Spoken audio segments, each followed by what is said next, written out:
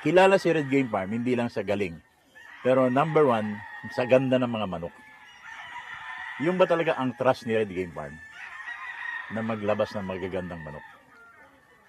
Well, isa yung sa criteria namin, sa Okay. standard na sinusunod namin, ano. Oo. We always try to breed yung magaganda talaga, yung mga quality na manok. Oo. Tama yung sukat, tama yung tindig nila, Oo. balansyado.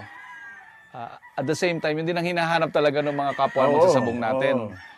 Pag mapansin mo, marunong na silang pumili ngayon. Tama. It's because of yung maraming magazines na malabas, oo. info, sa internet. Oo. Pero nung una pa lang talagang yun ang standard na sinusunod Yun na. namin. Pinapattern namin yung sa selection ng dad ko. Oo.